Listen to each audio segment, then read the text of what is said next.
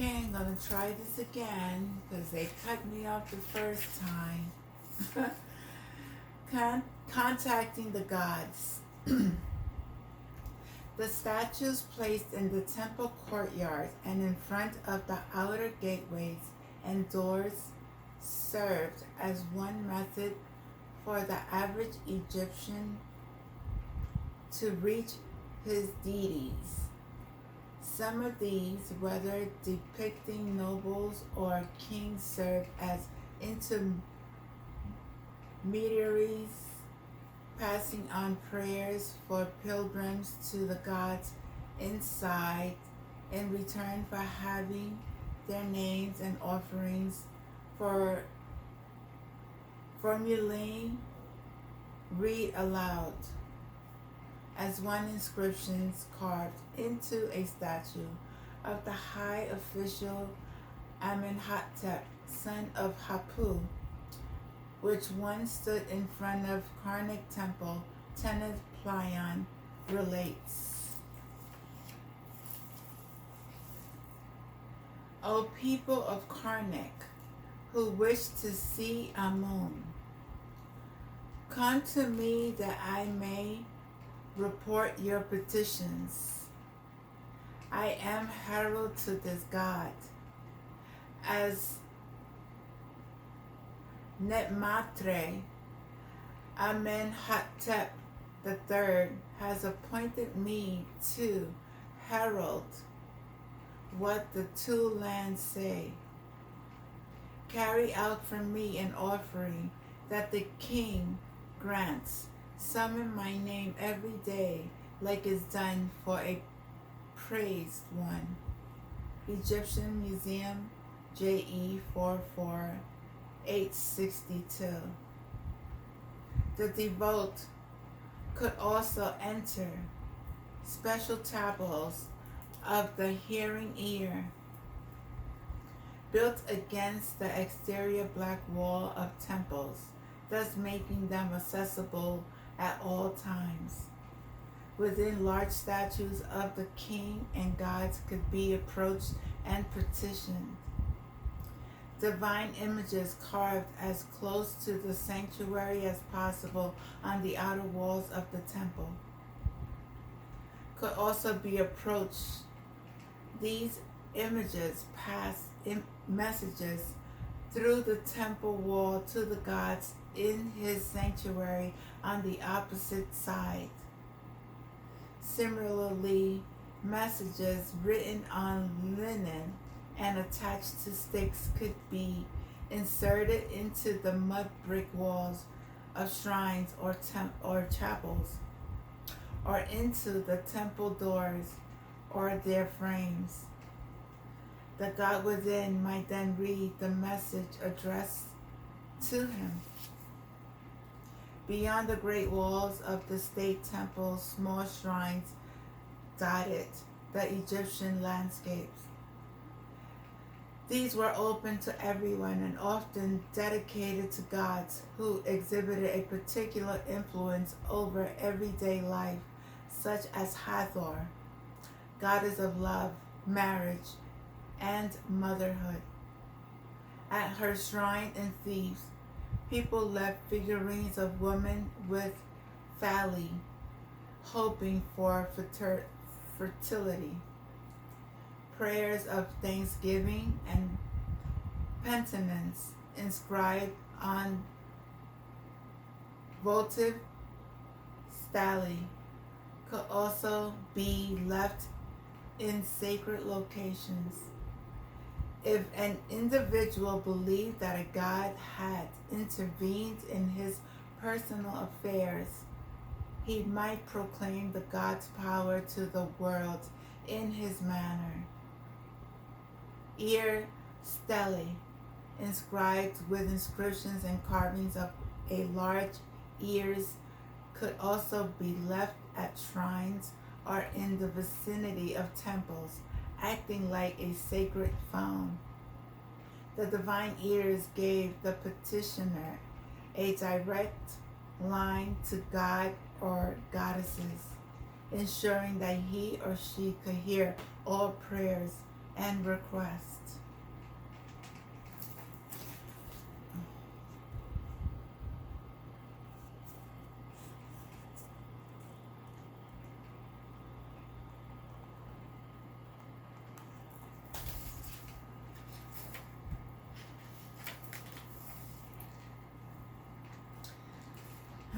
The god Apep is one of only a handful of Egyptian gods who began life as a mortal historical figure. As the designer of the step pyramid of Djoser, the first pyramid ever built, Imhotep lived and died under the third dynasty, but by the new kingdom over 1,000 years he was worshipped as the patron of scribes. By the late period he was fully deified and prayed for healing, so much so that the Greeks associated him with their own gods. Asclepius. Imhotep is perhaps best known in modern cultures as the mummy in the early Boris Karloff movies, and also in the more recent movie of the same name starring Arnold Vosloo as Imhotep. Do-it-yourself Egyptian magic summon Imhotep. If you feel the need to summon Imhotep in a dream, follow these instructions as recorded on the 3rd century AGD magical papyrus, now found in the British Museum. Do your own research. I'm not going to put no spells here, so do your own research. Festivals and oracles. On certain festival occasions,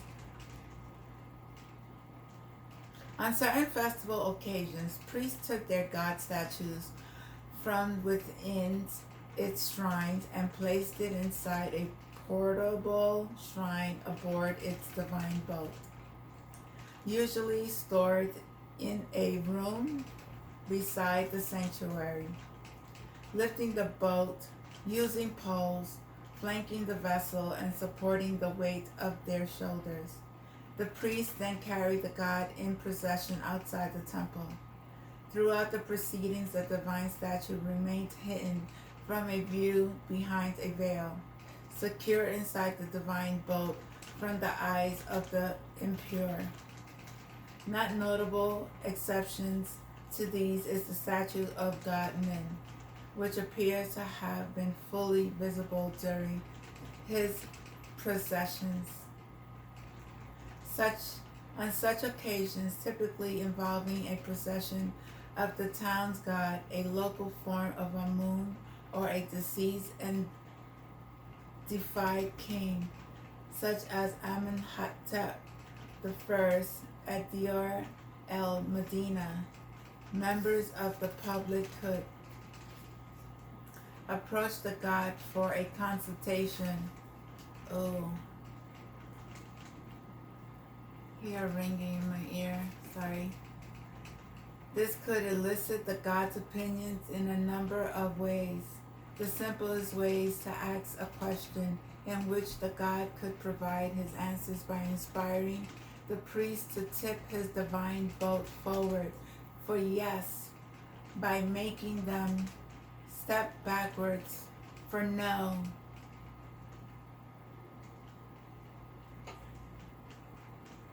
Sometimes alternatives were presented, and each written on a potsherd, limestone chip, or papyrus.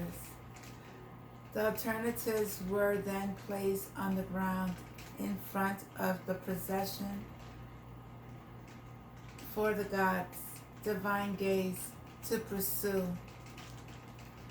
In such case, he would simply urged the priest to move forward the most suitable statement, taking an answer. At other times, a list could be read aloud in the presence of the god, and his movement would indicate when to stop. Contrary to what one might expect, the god's decisions were not always respected. One claimant during the 20th dynasty argued his case because three different local forms of Amun, who nevertheless all confirmed his guilt. Later in Egyptian history, temples had dedicated rooms where pilgrims could step in the hope of contacting a god in a dream, a practice called incubation. If you desired a cure for sterility, for example, you visited the temple, slept the night, and the next morning described what you seen in the dream interpreter. He then explains the best way for you to go about having a child. Perhaps the most important temple associated with incubation was that of At-Hotep on the peak of Squara. In the late period, people prayed for Hotep for medical help and went to his temple to sleep and dream in the hopes that his artifact turned God would appear and cure them, or at least suggest a remedy. Nearby, a furthermore incubation chamber was dedicated by God Bes. This was decorated with erotic imagery and was perhaps where people went to cure their sexual or fertility problems, or even to give birth.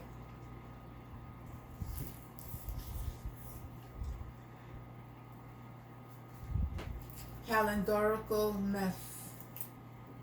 The Egyptian civil calendar was composed of 3 seasons named after the agricultural events of the year: Peret, growing; Shemu, harvest; and Akhet, inundation. Each season lasted 4 months, and each month lasted 30 days, broken into 3 10-weeks, called first, middle, and last. 5 extra days were added to the end of the year as the birthday of major gods, known as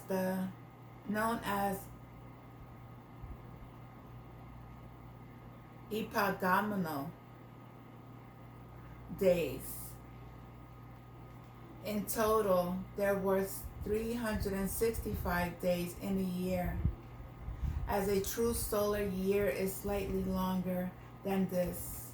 The civil calendar and the solar year gradually fell out of sync, leaving the names of the seasons unconnected to the events they described. Thus, although New Year's Day, Renpet, the opener of the year, was celebrated as the beginning of the civil calendar, the Egyptians also recognized heliacal risings of Cyrus as the start of their solar agricultural year. Because of the shifting calendar, this event only coincided with the same day in the civil calendar once every 1,460 years. The system brought problems with them.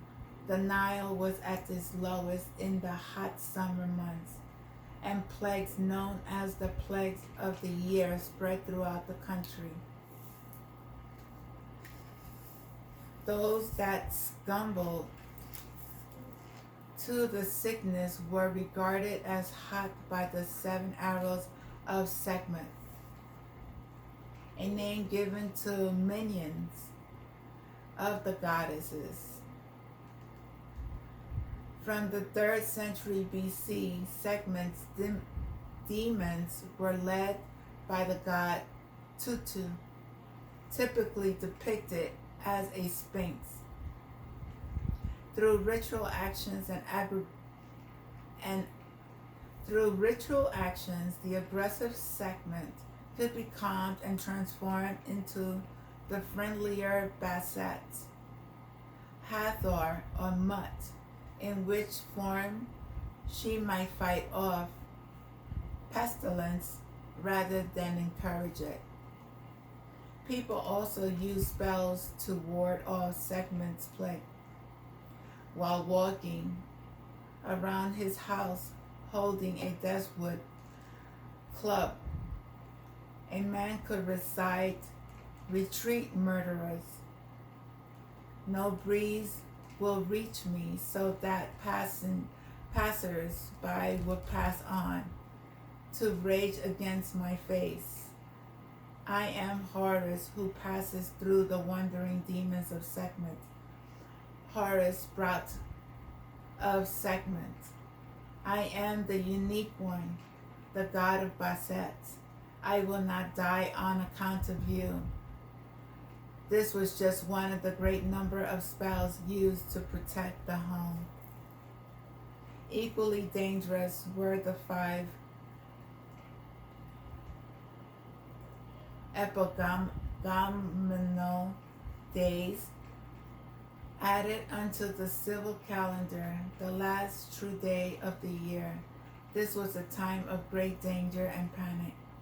Then the Egyptians feared that the cosmos might grind to a standstill and the new year might never appear. On the last epagomenal day, it was thought that Sekhmet took control of 12 messengers, murderers, Kati, who came forth from the Eye of Re.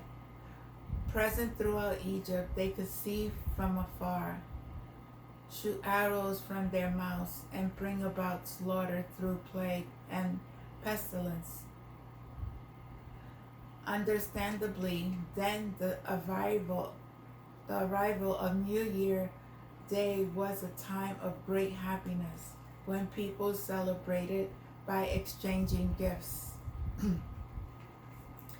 Calendars of good and bad days associated each day of the civil calendar with particular mythic events and suggested to the reader the correct course of action to take on the day to avoid trouble or to achieve success. These events are sometimes presented in the present tense, as if their mythic activity is cynical and ongoing, forever occurring on the same day each year. Many entries warn against leaving your home or eating certain foods or even going sailing. Others warn against pronouncing the names of Seth on certain days. For the 14th day of the month on the Perit season, the entry in one calendar reads, "Weeping of Isis and Nephilis. It is the day when they mourned Osiris in remembrance of what they had seen. Do not listen to singing and chanting on this day. For day 7 of the 3rd month of Perit, we are told, do not go out of your house until red sets. It is the day when the Eye of Re called the followers, and they reached him in the evening. Beware of it."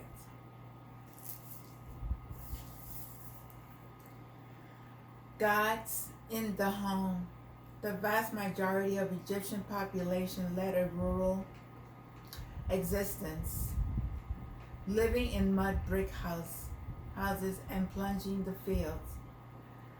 Though in their great temples, deities were as inaccessible as the pharaoh in his palace. The gods and their mythology still played a prominent role in the home. This can be illustrated neatly thanks to the well-preserved remains of New Kingdom housing at Deir el-Medina, a state-run settlement built for the families of the craftsmen who cut and decorated the royal tombs in the Valley of the Kings. Arriving back from Karnak Temple, perhaps after having watched a festival procession or after a meeting with a priest to discuss his dreams, the craftsman entered his home through a wooden doorway, painted red to repel evil forces, and into the first of the 4 rooms of his thin rectangular house. Set in a corner is a raised brick platform reached by steps, a shrine associated with fertility decorated with images of the god Bes, dancing women, and the convolvulus vine, a symbol normally associated with birth, arbors. In both this room and the next, where a column holds up the ceiling, arch niches are set with mud bricks wall, stelae, and stone busts dedicated to ancestors. People regarded as excellent spirits of Re stand within. These sacred objects are worshipped by the craftsman and his family, who lay offerings on stones and tables and place limestone banquets of flowers before them to appeal for support for the recent dead. In the same 2 rooms, further niches contained miniature statues of state gods, including Sobek, Ptah, and Amun of the Good Encounter, statues of household gods such as Hathor and Tuaret stand in niches throughout the house, accompanied like the ancestors' busts by stelae and offering tables. The craftsman's kitchen contains shrines of goddesses associated with harvest, such as a Meritzinger and a Retnutet, and he keeps fertility figurines in his bedroom to ensure a good sex life and the offsprings that issues. When performing rituals, the workman burns incense, regarded as the scent of the gods, and called in ancient sinister, which literally means to cause to be divine. Its pleasant smell drifts through the air, and by inhaling it, the workmen become closer to the deities evoked, allowing him to interact and commune with this invisible force. In this confined mud brick and stone space, the workman's life is played out. Birth, pleasant evenings with family and friends, quarrels, dreams, both unfulfilled and forgotten, nightmares, aging, and death. Though it all Through it all, his time on earth is dominated by the presence of the God and their mythology. He prays to them when in need. He takes solace and inspiration from how they overcame the troubles they face and continue to face.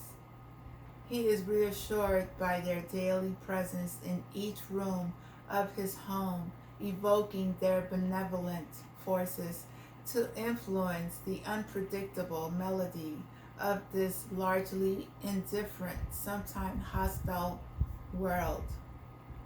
Indeed, they favor fights, and indifference enables mastery over hostility. He does not believe this. He knows it to be true. After all, the God's involvement in human affairs neatly explains many of the mysteries of everyday life. How is each individual formed? Where do we go when we sleep? Why do we get sick? Who decides when we die? Why do we live a life while others die young? What is now mythology was once explanation. Hello? Wake up, people. Whew. Birth and fate. As our craftsmen would have been well aware, the gods played a key role in life from the moment of conception. Some Egyptians believed that Ptah crafted humans as gods, forming deities from precious stones and metals, and mankind from mud or clay. Others regard the ram-headed god Khamun as the deity that shaped gods, humans and animals to them. Khamun span a lump of clay on his potter wheel, and from this molded each person along with his ka, his double or life force. Magic was used at the moment of childbirth to protect the child, especially from female ghosts who were thought to present a particular danger. Bes and Taret helped to repel these spirits. Through other deities were specifically connected with the birthing process, such as Heket, oh my God, these names, I'm so sorry, Mishket, and Shay. When the time came for the mother to give birth, no knots were allowed in the house, whether for tying the father's kilt or the mother's hair, because knots were magically thought to constrain birth. Papyrus Berlin 3027 bears magical spells for mother and child to be recited at a lector priest. One of these repels demons who might hurt baby. Others relate to stopping illnesses and safeguarding the mother's milk. Some spells were meant to be read at dawn and sunset, and then the following sunrise and sunset. Demons harmful to the new child were warded off with garlic and honey, regarded as bitter to the dead, while everyday objects used by the child, such as cups, could be decorated with images of Taret, gripping knives, and Bess holding snake. Fearsome scenes used to deflect evil. Thought decided the length of a person's lifetime, while a person's ultimate fate was decided at birth and announced by the seven Hathors. In the New Kingdom tale of the Domed Prince, these goddesses announce that the prince will die by crocodile, snake, or dog, while in the tale of two brothers, also from the New Kingdom, they warned that the Bata's wife will be killed by an executioner's blade. In the 1st century AD tale of the doomed prodigy child, a father is told that his son will die at the age of sleeping with a woman. Gods had the power to change a child's fate. However, Amun prolongs a lifetime, and he shortens it. He adds to the duration fixed by destiny on behalf of the one whom he loves. It was also thought that Mescanet determined statues and that Renet decided material wealth. Wow.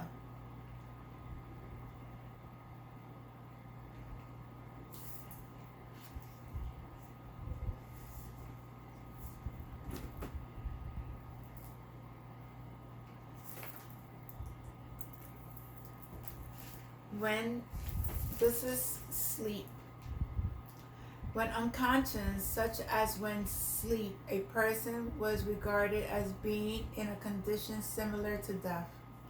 Sleeping, you might awaken in a dream, an alternate state of reality in which you enjoy a heightened perception, making it possible to witness events unfolding in distant location, even as far as the dot.